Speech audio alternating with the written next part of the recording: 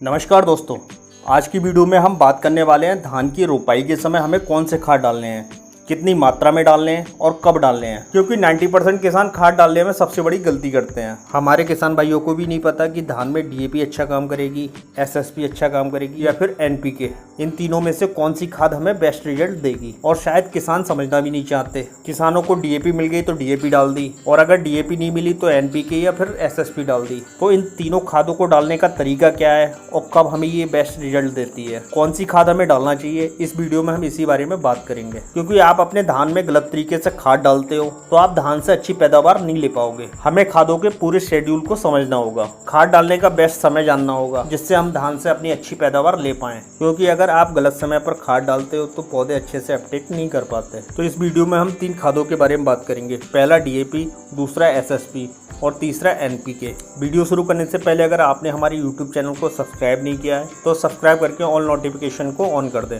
जिससे आने वाले वीडियो का नोटिफिकेशन आपको मिलता रहे। सबसे पहले बात करते हैं डीएपी के बारे में, जिसे डाई अमोनियम फास्फेट बोला जाता है। कई सारे किसान इसे डाई बोलते हैं। डीएपी में 18% नाइट्रोजन होता है और 46% फास्फोरस होता है, ये तो हम सबको मालूम है। अब 46% फास्फोरस में से 39.5% ही पानी में घुलनशील है, बाकी मिट्टी में फिक्स हो जाता है। मान के चलिए मिट्टी में ही घुलता है। अब आपकी ज़मीन की पीएच वैल्यू 7 से ज़्यादा है तो आप डीएपी बिल्कुल ना डालें, क्योंकि डीएपी की पीएच वैल्यू 8.1 के आसपास रहती है। और आपकी मिट्टी ज़्यादा पीएच वाली है तो आप डीएपी डालने से परहेज करें, क्योंकि अगर आप उस समय डीएपी डालते हो तो पौधे अच्छे से अपटेक नहीं कर पाते और डीएपी आपका मिट्टी में बेस्ट पड़ा रहता है। दूसरी चीज़, डीएपी भारी ज़मीन के लिए सबसे अच्छी मानी जाती है।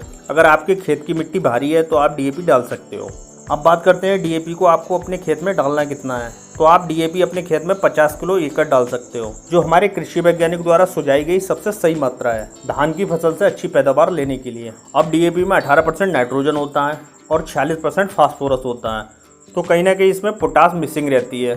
तो आप 25 किलो प्रति एकड़ के हिसाब से पोटास भी डाल सकते हो। पोटास को आप जड़ में ही डालें, और पोटास का काम हमारी धान की फसल में शुरुआत से लेकर लास्ट तक रहता है। और पोटास शुरुआती समय में ओवरऑल ग्रोथ के लिए सबसे बेस्ट माना जाता है, तो आप शुरुआत में पोटास जरूर डालें। अब हम बात करते हैं दूसरी खाद यानी एसएसपी के बारे में, जिसे सिंगल सुपर फॉस्फेट भी बोला जाता है। अगर आपके खेत की मिट्टी ज़्यादा पीएच वाली है तो आप एसएसपी को ही डालें, क्योंकि एसएसपी की पीएच वैल्यू 1 से 1.5 के आसपास होती है। और ज़्यादा पीएच वाली मिट्टी के लिए एसएसपी सबसे बेस्ट खाद मानी जाती है। एसएसपी में 16% फास्फोरस होती है, 19% कैल्शियम होती है और इसके साथ ही 12% के आसपास सल्फर होती है, जो कि ये तीनों चीज़ें हमारी धान की फसल के लिए सबसे महत्वपूर्ण चीज़ें हैं। अब एसएसपी में 16% फास्फोरस होती है, 19% कैल्शियम होता है और 12% के आसपास सल्फर होती है, तो इसमें कहीं ना कहीं यूरिया भी मिसिंग है और पोटास भी मिसिंग है। तो हमें डीएपी के बराबर खाद डालने के लिए कम से कम 3 गुना ज़्यादा एसएसपी डालनी पड़ेगी, क्योंकि डीएपी में 46% फास्फोरस है लेकिन एसएसपी में 16% ही फास्फोरस है। तो 3 गुना ज़्यादा खाद डाल के हम एसएसपी को डीएपी के बराबर पहुंचा सकते हैं। तो इसके लिए हम 150 किलो एसएसपी अपनी धान की फसल में 1 एकड़ में डालेंगे, और इसके साथ हमें 18 से 20 किलो यूरिया डालना है, क्योंकि शुरुआती समय में कहीं ना कहीं हमें नाइट्रोजन की जरूरत पड़ती है। अब एसएसपी में कहीं ना कहीं पोटास भी मिसिंग है, तो हम 25 किलो प्रति एकड़ के हिसाब से पोटास डालेंगे, तब कहीं जाकर हम अपनी धान की फसल में डीएपी के बराबर मात्रा पहुंचा पाएंगे। एसएसपी खाद डालने के और भी फायदे हैं, जैसे आपकी मिट्टी भी भुरभुरी होती है।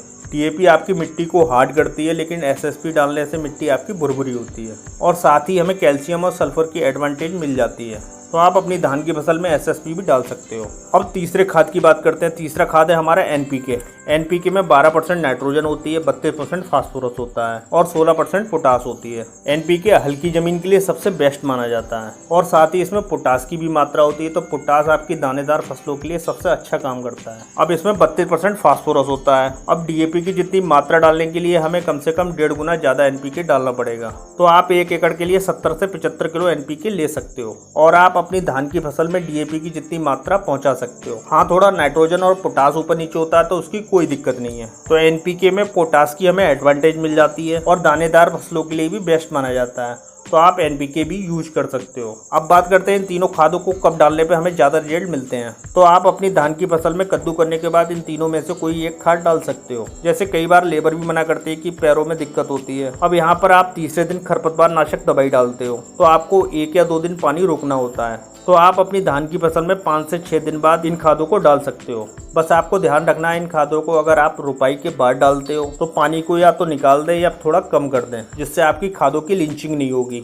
और पौधे भी अच्छे से खादों को अपटेक कर पाएंगे। हाँ, इसके बाद आपको खाद डालने में लेट बिल्कुल नहीं करना है, क्योंकि ये सबसे सही समय होता है जड़ों के विकास का। तो इसी समय हमारी जड़ों को सबसे ज्यादा पोषक तत्वों और खादों की जरूरत होती है, और अगर आप लेट करते हो तो जड़ों का अच्छे से विकास नहीं हो पाता। तो दोस्तों, आप भी अच्छे से समझे होंगे हमें धान की फसल में कौन सी खाद कब डालनी है और कितनी मात्रा में डालनी है। उम्मीद करता हूँ आपको बहुत अच्छे से समझ में आया होगा। वीडियो अच्छा लगा हो तो एक लाइक करिए, साथ ही चैनल को सब्सक्राइब करिए। जय किसान।